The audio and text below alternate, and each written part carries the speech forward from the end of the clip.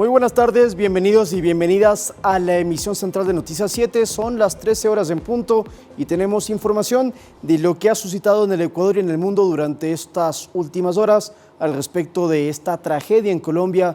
El vecino país del norte está sufriendo el embate de un sismo de 7.4 grados en la escala de Richter que golpeó principalmente a ciudades como Pereira, como Cali, también al oeste, lo que es el Pacífico colombiano en el sector de Quibdó, departamento del Chocó, y tenemos imágenes nuevas que no han circulado en otros medios respecto a este evento natural que ya ha cobrado la vida de 181 personas según el gobierno colombiano. Este fuerte terremoto, como lo dijimos, tuvo su epicentro en el Chocó, pero en Pereira, que es la ciudad que estamos observando, se cayeron edificios que provocaron este tipo de avalanchas. Esta es una plaza muy reconocida, la de Simón Bolívar, en el centro de esa ciudad del eje cafetero. Aquí vemos otro edificio que también se desplomó y esto ha provocado que haya al menos 2.500 heridos y cuantiosos daños materiales. Estas son en cambio imágenes del aeropuerto de Pereira, que también sufrió del desplome de parte del techo. Hay al menos 20 personas que habrían fallecido en distintos aeropuertos de Colombia. 8 de estas terminales aeroportuarias están suspendidas y no reciben aviones en estos días. Aquí vemos otras de las imágenes, una iglesia muy conocida en Pereira que también empezó a derrumbarse, o al menos parte de sus columnas, mientras la gente estaba en exteriores desorientada y con un pánico muy grande porque se movió bastante fuerte la tierra y sobre todo los edificios en Colombia. Según han reportado algunas personas en la ciudad de Cali, hay muchas edificaciones que, si bien es cierto, no se cayeron, pero en el interior de los departamentos hay rajaduras, hay grietas, y esto obligará a que en los próximos días se haga una evaluación para conocer si siguen funcionando, si pueden ser habitables o cuál es el protocolo a seguir. Al respecto de esto tenemos un resumen que hemos preparado con las primeras imágenes que suscitaron tras el terremoto de 7.4 ubicado en el Palmar, en el Chocó, a 240 kilómetros de la capital Bogotá, y por cierto un movimiento telúrico que también se sintió aquí en el Ecuador.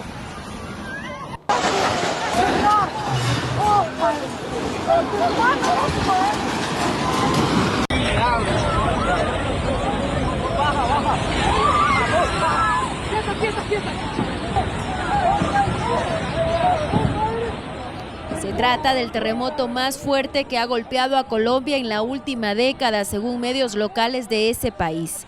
El sismo de magnitud 7,4 sacudió a la nación sudamericana ayer lunes. El epicentro se ubicó en la localidad de San José del Palmar, en el departamento colombiano del Chocó.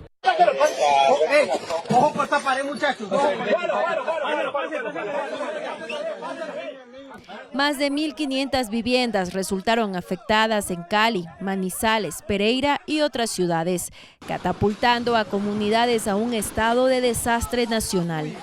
En tanto, las víctimas mortales siguen en aumento. De acuerdo con cifras oficiales, son más de 100 fallecidos. Además, se contabilizan decenas de heridos. Hasta ahora, los equipos de emergencia se apresuran en la búsqueda y rescate de sobrevivientes atrapados bajo los escombros.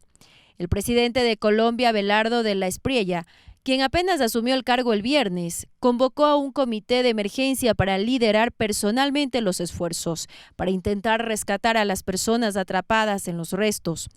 Líderes internacionales en Estados Unidos, Sudamérica, Europa y Medio Oriente también se han comprometido a apoyar las operaciones de rescate en curso.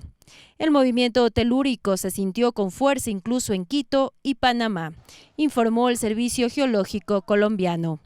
Anaís Estrada, Noticias 7. También tenemos muestras de solidaridad como la del presidente Daniel Noboa, quien en su cuenta de X señaló que el Ecuador va a ayudar a Colombia en lo que se le solicite y por eso puso a disposición las unidades de los bomberos, del equipo USAR de rescate, expertos en este tipo de desastres. Estuvieron hace poco en Venezuela, salvaron 2 vidas. Son 47 rescatistas, también hay 2 canes especializados y equipos con autonomía para operar durante 7 días, una vasta experiencia. y que están a la espera de que Colombia confirme que necesitan esta asistencia para buscar a los desaparecidos, que según cifras oficiales son al menos 195 personas.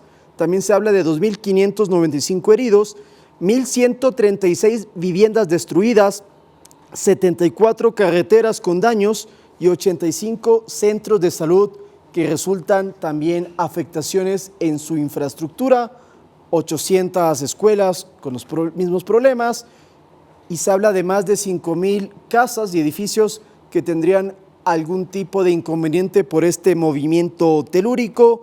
Sin embargo, la cifra oficial de fallecidos, según el gobierno, es de 181, pero según los alcaldes de los municipios damnificados, este número podría incrementarse hasta 240 muertos. Con el paso de las horas podremos ir conociendo la realidad de esta cifra oficial. Lo cierto es que departamentos como el Valle del Cauca, Risaralda, Caldas y Antioquia, estos tres últimos componen el eje cafetero, son los que mayores daños han registrado. Ahora hay un tema aquí del cual se debate mucho, y es que en Venezuela el mes pasado hubo un terremoto igual de fuerte. Ahora estamos registrando en Colombia, y ya empezaron en las redes sociales a decir algunas personas y algunos supuestos expertos de que el Ecuador pues no estaría exento de que atraviese una situación similar en las próximas semanas o meses.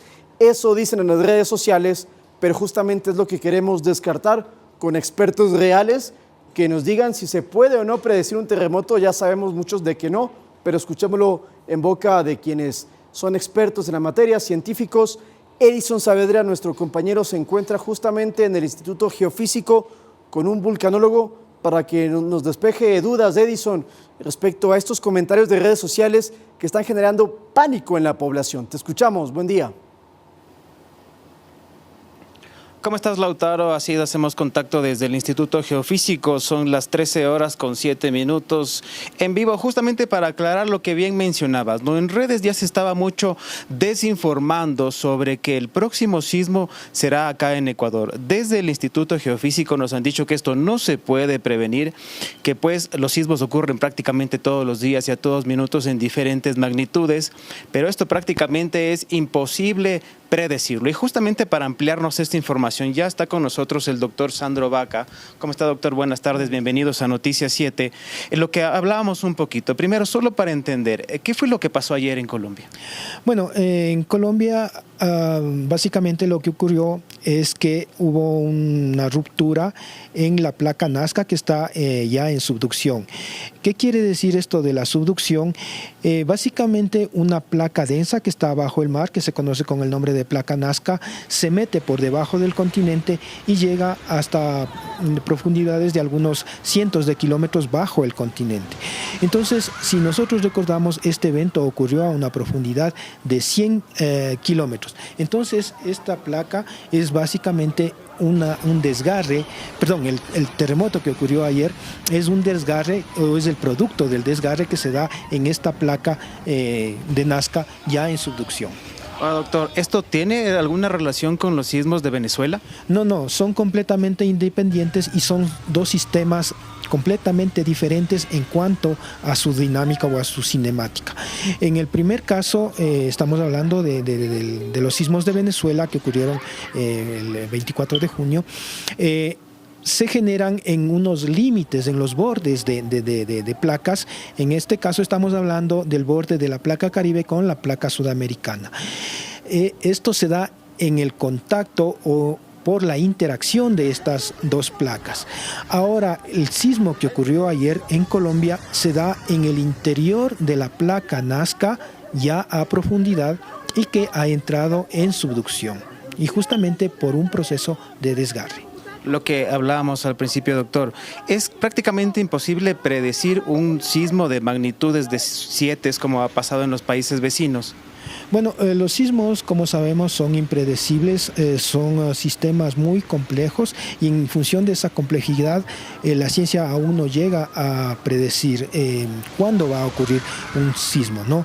Lo que sí sabemos es que el Ecuador en función de estar ubicado geográficamente en lo que se conoce como el Cinturón de Fuego del Pacífico, es muy susceptible a la ocurrencia de sismos, ¿no? Estos sismos pueden ocurrir tanto en la zona de contacto de la placa Nazca con la placa sudamericana, en el interior del continente, es decir, en las fallas tectónicas, o también justamente como el sismo que ocurrió ayer en Colombia, en la placa, en el interior de la placa que ya ha entrado en subducción. Entonces, la magnitud está muy relacionada con la cantidad de deformación que se acumula en cada una de estas zonas. Y justamente, mientras más deformación se tiene, mayor va a ser el sismo que se puede dar. Y esta deformación depende también mucho del tiempo, porque va a necesitar mayor tiempo para acumular mayor deformación, y en este caso va a necesitar mucho mayor tiempo para que un sismo de similares características vuelva a ocurrir en el mismo lugar. Ahora, doctor, quisiera pasar un ratito a la pantalla porque nos mencionaba que este es prácticamente el epicentro del sismo de ayer, pero estos otros puntos verdes son también las réplicas que se han registrado, ¿no? Sí, justamente luego de eventos grandes ocurren réplicas justamente por la reorganización de los esfuerzos que se da alrededor de la zona de ruptura. En este caso, los sismos con profundidades importantes, por ejemplo, estamos hablando de 100, 200 o más kilómetros, la cantidad de réplicas y la magnitud de las réplicas por lo general es bastante limitada, es decir, hay pocas réplicas y la magnitud de estas réplicas son relativamente pequeñas. Doctor, antes ya para finalizar, ¿qué decir a toda esta gente que está alarmando en las redes sociales sobre que en Ecuador será el próximo sismo? Bueno, no solo a las personas que están difundiendo esta información, sino a toda la población en general. Vuelvo a reiterar que los sismos no son predecibles, y en función de eso no podemos decir que a causa de que ya se generaron sismos en Venezuela y en Colombia, inmediatamente se van a generar sismos en Ecuador. Esto es completamente falso. No se puede correlacionar los eventos que ya ocurrieron en Venezuela y en Colombia con una futura ocurrencia en el Ecuador. ¿Por qué? Porque no tienen una relación de causa-efecto. Son zonas sísmicamente independientes la una de la otra. Muy amable, doctor Sandro Vaca. Las palabras del experto del Instituto Geofísico. Entonces, ¿cuál es el llamado a la ciudadanía a mantener la calma, también a prevenirse, también a tener los elementos de seguridad en caso de que suceda? Sin embargo, ya lo escuchamos a los expertos, no se puede prevenir un terremoto. Esa es la información que tenemos desde acá, desde el Instituto Geofísico, cuando son las 13:13. Lautaro, tú continúas desde estudios.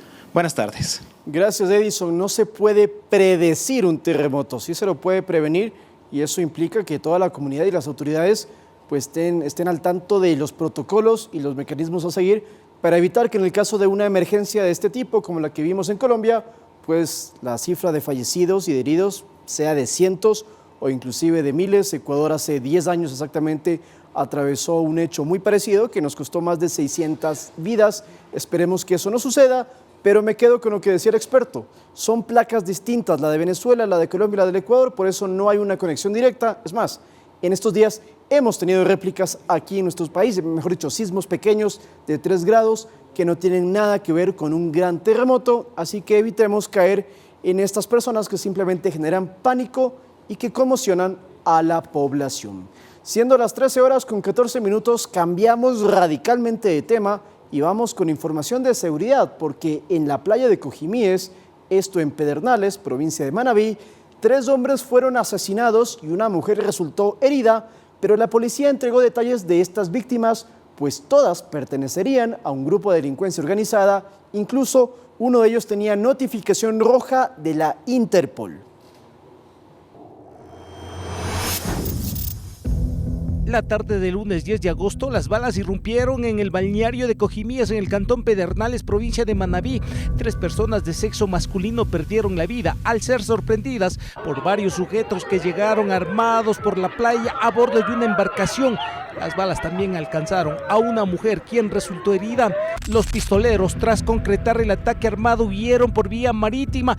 Posiblemente salieron a Muisne, Pedernales o Jama para evitar el control policial. Se realiza un operativo inmediatamente en coordinación con Marina, con el helicóptero de la Policía Nacional, con las unidades policiales por tierra, tratando de evidenciar el paso.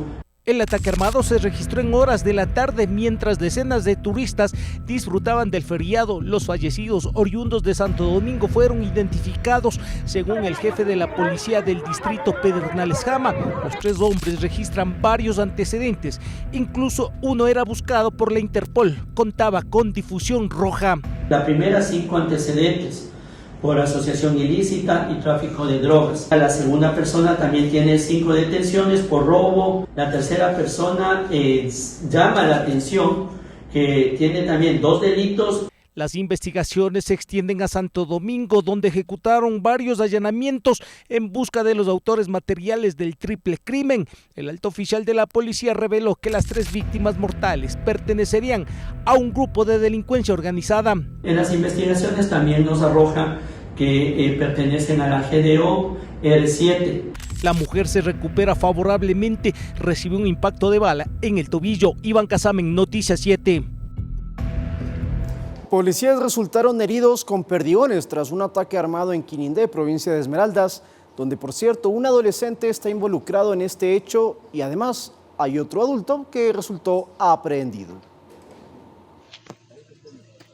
En la provincia de Esmeraldas, la Policía Nacional ejecutó un operativo en el recinto 1 de Mayo, Cantón Quinindé, que permitió la aprehensión de una persona y el aislamiento de un adolescente, además del decomiso de 3 armas de fuego y 38 municiones tras una intervención en un inmueble. Durante la intervención, servidores policiales, luego de ingresar al inmueble, se dirigieron hacia uno de los dormitorios donde fueron atacados con disparos de arma de fuego, lo que generó un enfrentamiento. Producto de este hecho, 2 gendarmes resultaron heridos por impactos de perdigones y fueron trasladados hasta una casa de salud para recibir atención médica. Uno de ellos presentó una fractura en la mano izquierda, mientras que el segundo registró lesiones en el rostro y la zona de la oreja izquierda. Uno de los sujetos aprehendidos responde al nombre de Alfredo C., de 29 años, y un adolescente fue aislado, identificado como J.M. Ambos fueron puestos a órdenes de las autoridades competentes para continuar con el procedimiento legal correspondiente. Esta acción policial se desarrolló a partir de información reservada que alertó sobre la existencia de armamento en el interior de un domicilio de ese cantón esmeraldeño. Anaís Estrada, Noticias 7. Y en la provincia de Esmeraldas, me confío en la producción, vamos con esa información. En la provincia de Esmeraldas se realizaron una serie de operativos policiales para la captura de algunos integrantes de los GDOs. Ahora usted se preguntará, pero ¿cómo sabían que son miembros de estas bandas? Pues hay un detalle particular y son sus tatuajes. Y entre ellos, por cierto, está alias Fosforito, quien tiene un gran prontuario criminal.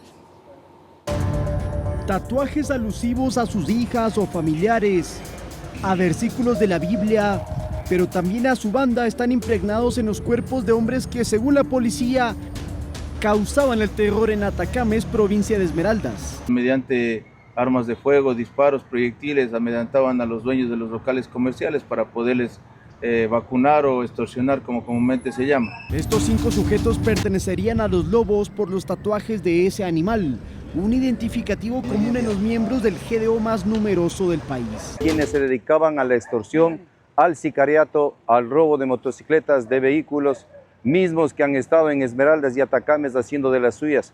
En el operativo para su captura no solo les encontraron armas y droga. Y lo más preocupante es que tenían 3 chalecos balísticos también, los cuales ya estaban preparados para algún momento un enfrentamiento con la Policía Nacional en cualquier situación. Se visualizó por la montaña, por el río. Avance que avanzó solo el compañero. Por otra parte, en la capital de la provincia, la policía asegura que durante 3 semanas no hubo muertes violentas, hasta que este fin de semana 4 personas fueron asesinadas. Uno de los sicarios fue localizado y detenido.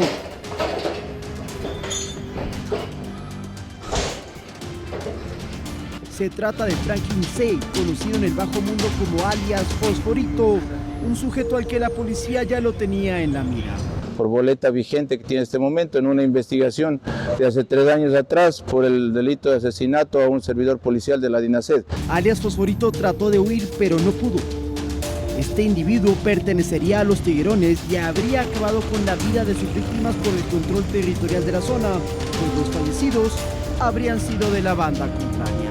Lautaro Andrade Castro, Noticias 7. 13 horas con 20 minutos, vamos a una pausa y cuando retornemos los deportes hay bastante información.